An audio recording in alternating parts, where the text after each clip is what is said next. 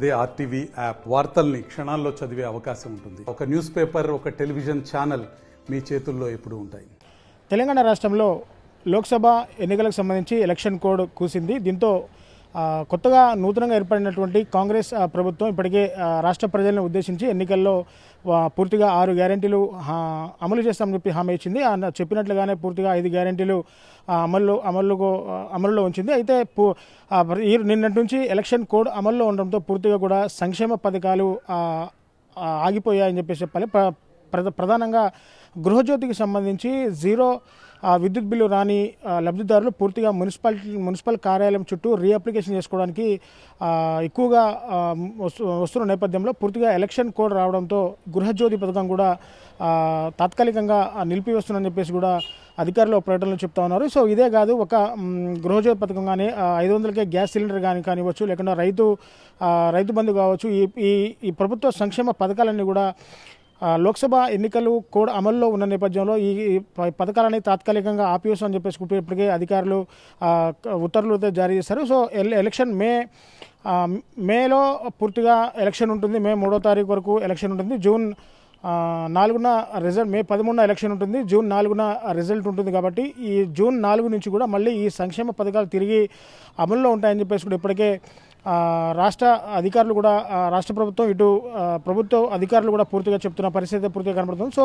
ఇందులో మహాలక్ష్మి పథకం కూడా యాస్టీస్గా అమలులో ఉంటుందా ఉండదా అన్న విషయాన్ని కూడా ఇప్పటివరకు ఎవరు కూడా స్పష్టంగా నిర్ధారించట్లేదు. అంటే ఇప్పటికే రాష్ట్ర ప్రభుత్వం అధికారంలో వచ్చిన వెంటనే కూడా 2 సంక్షేమ పథకాలు రాష్ట్ర ప్రజల్ని ఉద్దేశించి 2 సంక్షేమ పథకాలు అందించి అందులో మహాలక్ష్మి పథకంలో భాగంగా మహిళలకు ఆర్టీసీ బస్సుల్లో ఉచిత ప్రయాణాన్ని కల్పించింది. దాంతోపాటు రాజీవ్ ఆరోగ్యశ్రీ కింద పూర్తిగా 10 లక్షలకి పెంచుతూ రాజీవ్ ఆరోగ్యశ్రీ పథకాన్ని కూడా అమల్లో ఉంచింది. సో ఈ ఒక్క మహాలక్ష్మి పథకం తప్పిస్తే ఈ పథకాలన్నీ కూడా ఎలక్షన్ కూడా అమల్లో ఉందని తాత్కాలికంగా ఆపివేస్తున్నట్లు పూర్తిగా అధికారులు చెప్తున్నారు. ఒక మహాలక్ష్మి పథకం మాత్రం అందుబాటులో అంటే ఉంటుందా ఉండదా అనేది ఒక స్పష్టమైన ఆదేశాలు ఇంకా దీన్ని జారీ కాలేదు. ఒకవేళ మహాలక్ష్మి పథకం ఇంకా యాస్టీస్గా అమల్లో ఉంటే కనుక మిగతా 4 గ్యారెంటీలు పూర్తిగా కూడా ఆపివేసే ఆస్కారం అయితే ఉంటుంది. ఎందుకంటే ఒక పార్టీ ఉద్దేశించి, అంటే ఒక పార్టీ ప్రజలకు ఉద్దేశించి ఇచ్చిన గ్యారెంటీల్లో ఎలక్షన్లో పూర్తిగా ఈ సంక్షేమ పథకాలు కూడా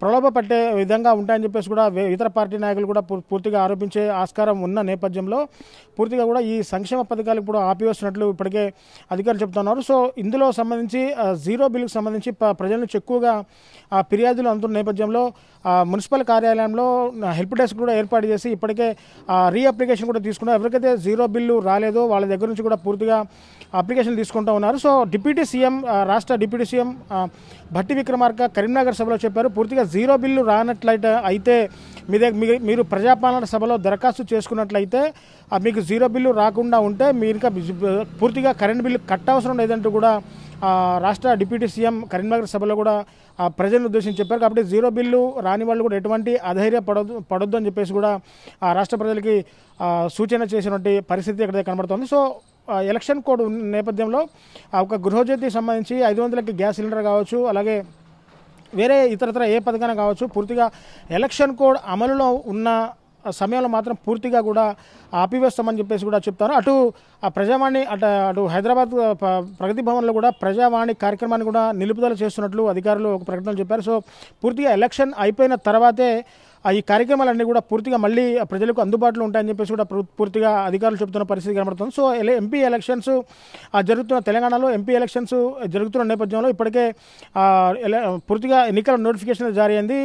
ఖమ్మం సిపి కూడా పూర్తిగా ఈ ఎన్నికల సంబంధించి 2 అంతర్రాష్ట్ర చెక్ పోస్టులు కూడా ఏర్పాటు చేసి 3 అంచెల భద్రత కూడా పెంచుతామని చెప్పేసి కూడా పూర్తిగా సిపి చెబుతున్న పరిస్థితి కనబడుతుంది. సో ఏది ఏమైనా మళ్ళీ ఈ సంక్షేమ పథకాలు మళ్ళీ ప్రజలకు అందాలంటే ఎన్నికలు, అంటే లోక్సభ ఎన్నికలు అయ్యేంత వరకు కూడా ప్రజలు ఆగాల్సిందని చెప్పేసి కూడా పూర్తిగా అధికారులు చెబుతున్న పరిస్థితి కనబడుతుంది. ఇది కెమెరా పర్సన్ నాగేంద్రబాబుతో నేను మీ దేవేంద్ర, ఆర్టీవీ ఖమ్మం నుంచి. మరిన్ని వీడియోస్ కోసం ఛానల్ ని సబ్స్క్రైబ్ చేయండి. లేటెస్ట్ అప్డేట్స్ కోసం వాట్సాప్ ఛానల్ ని ఫాలో చేయండి. అండ్ లింక్ డిస్క్రిప్షన్ లో ఉంది.